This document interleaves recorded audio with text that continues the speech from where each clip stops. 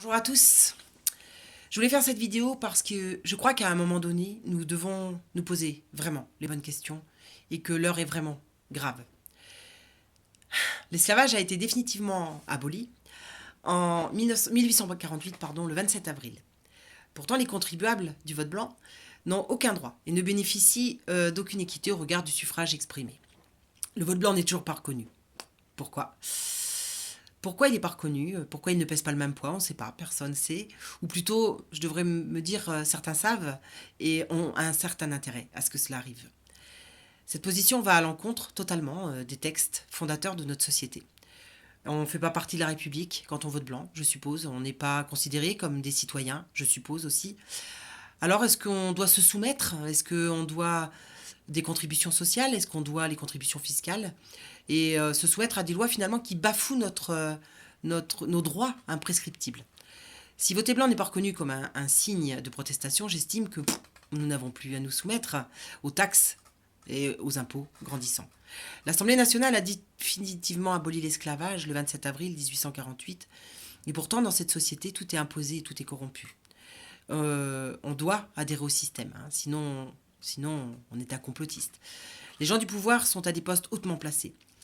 Et pas pour leurs compétences, non, pas pour leurs compétences, mais plutôt pour leurs affinités et leurs profits. Ils sont très très loin des considérations humaines, pire même des considérations d'un citoyen, hein, ils sont totalement absents de tout ça. Pour eux, nous sommes quoi? Nous sommes une main-d'œuvre depuis des années, nous sommes des simples cobayes qui sont asservis, phagocytés par le système scolaire, médical, bancaire. Ça fait des années que ça dure. Tous ces hommes-là sont sans éthique, sans empathie, ils ont soumis les peuples. Et certainement, eux-mêmes étaient soumis à des élites bien plus hautement placées. Il faut comprendre aujourd'hui que 1% de la planète seulement détient les richesses mondiales, totalement. Et que les 99 autres pourcents dont nous faisons partie sommes des esclaves modernes. Les USA ont soumis l'Union européenne pour réaliser leur plan à servir les peuples de plus en plus vite, de plus en plus fort, depuis des années. Et on est d'un seul coup là, dans une guerre sans combat. On subit une destruction massive des peuples, du monde entier, un génocide qui est planifié, organisé, par un empoisonnement à l'échelle planétaire. L'aluminium, le fluor, le dioxyde sont déversés sur nous, le titane, le dioxyde de silice, le bisphénol, le phtalate, le césium et j'en passe. Et j'en passe. Des millions de personnes victimes d'empoisonnement dans l'air, la nourriture, les médicaments et les vaccins. Et tout ça depuis notre naissance. Depuis notre naissance, on nous a servi et on ferme tous nos possibles. Les perturbateurs endocriniens en font partie et qui servent, eux, à stériliser les humains. Tout est fait pour tuer, dans une guerre totalement silencieuse et dont nous avons accepté les règles. Puis on y a ajouté un ingrédient suprême, la destruction des enfants, par la pédophilie, par la débauche sexuelle. Ça fait partie de la liste des éléments qui permettent la manipulation, puisque les cerveaux de nos enfants, quand ils vivent cela, sont totalement en pleine dissociation. Et la dissociation permet une manipulation grandissante. Alors ça commence par la malbouffe, la chimie pharmaceutique, l'abrutissement par la télévision, et puis la dissociation qui permet de bien ficeler tout ça. Ouais. Depuis des années, on ne punit plus les crimes sexuels. On ne punit plus la pédophilie. On la légitimise, pour ainsi dire. Mais oui. Il faut savoir qu'aujourd'hui, l'ONU a planifié les droits sexuels pour les enfants. 144 pays l'ont ratifié. Et ces accords qui ont été passés permettent à vos enfants d'avoir des droits sexuels à l'âge de 10 ans. Et donc, si vous tombez sur un pédophile pour votre enfant, vous n'aurez que vos yeux pour pleurer. Beaucoup de gens sont venus sur ma page me dire que c'était pas vrai, que ça n'existait pas. Arrêtez. Arrêtez de me dire ce qui existe et ce qui n'existe pas. Arrêtez. Allez voir ce qui se passe. Allez lire les documents, s'il vous plaît. Allez lire tous les documents dont je parle. Ils existent. Monsieur Ban Ki-moon en a fait l'apologie dans une interview et a bien donné l'âge de 10 ans. Et de toute façon, quoi qu'il en soit, fallait-il légiférer sur les droits sexuels des enfants? Si ce n'est pour nos élites qui en auraient besoin. Dès l'école maternelle, une autre dimension a pris place désormais. Il y a une sinistre ministre qui a fait diffuser dans les écoles de lecture des documents de plus en plus édifiants sur la teneur de ce que veulent nos gouvernements corrompus. Quand la justice protège Les pédophiles dans son propre pays, et nous en avons moult exemples, entre l'affaire Dutroux, entre l'affaire de Montreuil, et tous ces récidivistes par milliers qui sont dans la rue, se promènent. Pire, depuis le 1er janvier, la loi autorise les auteurs de faits graves à obtenir vos coordonnées s'ils le désirent. Est-ce pour aller vers plus de justice? Est-ce pour aider nos compatriotes? Ou est-ce le contraire? Madame la ministre serait-elle dangereuse par ses textes de lecture quand elle-même est amie avec des gens comme M. Cohn-Bendit, Mitterrand, Jack Lang et j'en passe, qui eux-mêmes se sont déclarés aimer les enfants? Comment se fait-il? Comment se fait-il que ceci ait été entendu par des millions de téléspectateurs sans réaction? Effectivement, serions-nous soumis à une manipulation, nous aussi, les adultes? Est-ce que nous nous en rendons compte? Aujourd'hui, en CP, des parents dénoncent des textes de lecture. Alors, Poupoule, déjà, le titre est édifiant. Et il y a un passage, je vous le cite. Les poules les plus belles les unes que les autres. Des poules qui se disputent les faveurs du coq. Mais les instits dans tout ça, vous n'êtes pas choqués? À quoi préparez-vous nos enfants? À des shows de télé-réalité ou à des êtres aimants, compatissants, libres? Un autre exemple, en 3e à l'époque, des rédactions à faire à la maison. Il s'agissait d'imaginer la suite d'un texte, dont j'ai oublié le titre. C'est un enfant qui entend des hurlements dans la chambre de ses parents et il entrevoit son beau-père nu, poilu, qui est en train de violer sa mère. Je vous lis le texte. L'élève devait prendre le relais et imaginer la suite. Mais suis-je la seule en France à m'indigner? Est-ce qu'il n'y a pas un problème? Est-ce que je suis la seule à avoir refusé que mon enfant fasse cette rédaction? Alors moi, j'ai envie de dire, mais messieurs, mesdames, les professeurs et les instituteurs, vous êtes le garant. Vous êtes le garant de toutes ces dérives. Vous êtes le garant de refuser ce formatage du système. Et vous ne devez pas confondre votre rôle d'enseignant avec celui qui est voulu par un système totalement dépravé. La réponse de certains est édifiante. Ils pensent comme cela, avoir aidé les enfants à s'imprégner de la violence quotidienne pour mieux s'en défendre. Mais comment on a pu vendre cet argument à une personne sensée, qui est là pour enseigner? Comment on a pu vendre cet argument sans qu'elle-même ne se pose les questions, les bonnes questions? Si je veux recevoir de l'amour, je n'envoie pas de la haine. Il est évident que je vais envoyer de l'amour. Donc apprendre aux enfants à s'imprégner de scènes de violence, n'est-ce pas lui apprendre un formatage de normalité? Et la culture, le beau, le paisible. On est dans une télé-réalité permanente. Il suffit de chercher sur Internet et vous trouverez tout ce que je suis en train de vous dire. J'ai lu des extraits de programmes et c'est écœurant. Je suis atterrée. Dites-moi où est l'intérêt d'apprendre à des enfants entre 11 ans et 18 ans comment pratiquer une fellation, comment pratiquer la sodomie et d'autres pratiques, avec des personnes du même sexe ou autres. Mais est-ce que c'est la perversion que nous voulons?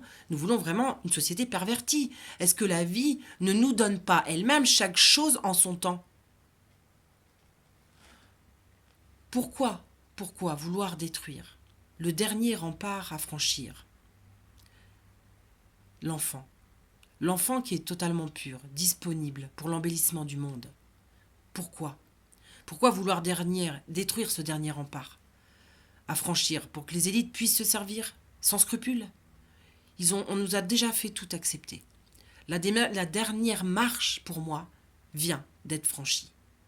Et avec ça, on oserait nous dire que personne n'est contre l'humanité. Non, personne n'est contre l'humanité. Nous sommes tous des complotistes et des paranoïas, en fait. C'est ça. Nous sommes des complotistes et des paranoïas. Alors justement, je crois que c'est là qu'il faut utiliser le plus grand rationalisme, parce que depuis très longtemps, de plus en plus de politiciens, d'instituteurs, de professeurs, de hauts dignitaires, d'acteurs de justice sont accusés de pédophilie sur des enfants, des directeurs d'école, qui sont jamais jugés, jamais accusés. Pire, les affaires sont classées sans suite. Et d'un coup, on réalise sûrement que l'élite française a tous les droits. Elle n'a plus aucune franchise, tous les êtres humains pour eux sont pervertis. Tous les êtres humains sont comme eux, leur ressemblent. Notre perversité va devenir sans limite si nous laissons faire. Notre planète pour eux, c'est un caillou. Juste un caillou où il existe quelques fourmis, nous, les humains. Mais quand est-ce qu'on va le comprendre? Quand est-ce qu'on va le réaliser?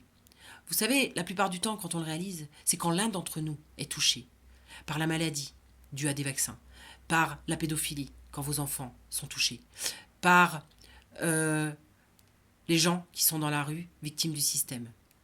Beaucoup de gens sont malades, la maladie de Morgellon, la maladie de Lyme.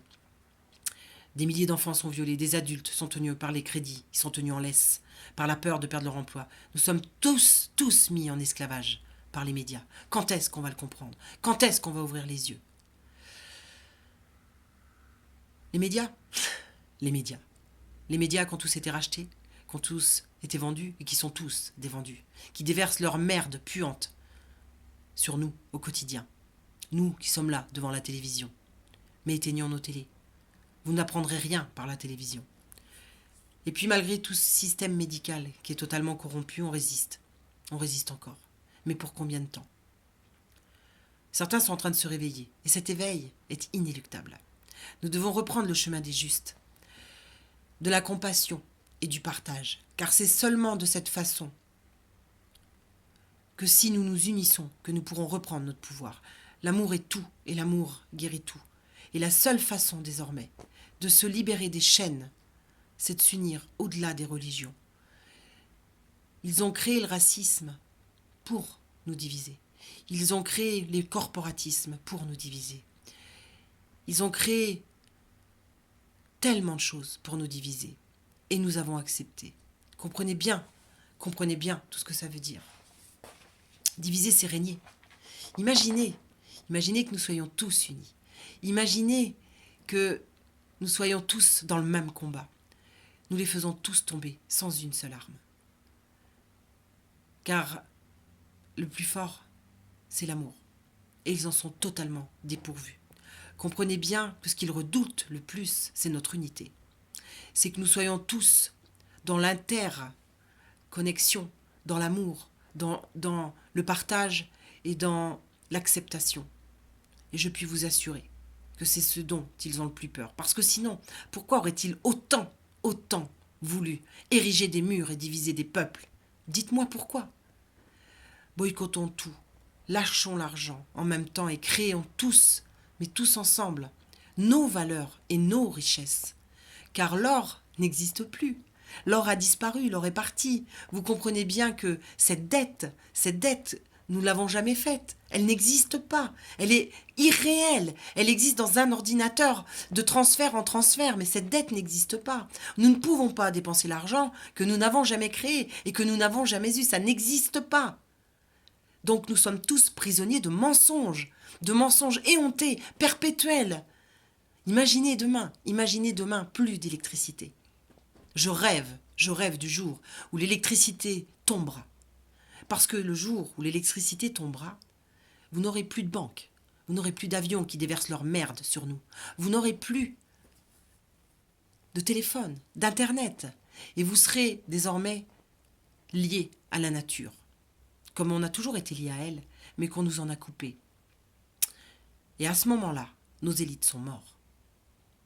Et nous pouvons créer cela.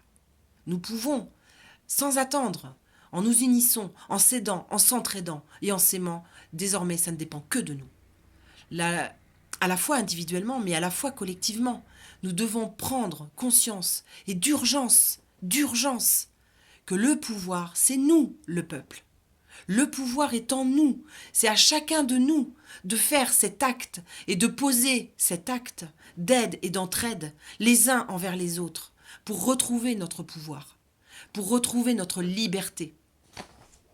Voilà tout ce que je voulais vous dire aujourd'hui.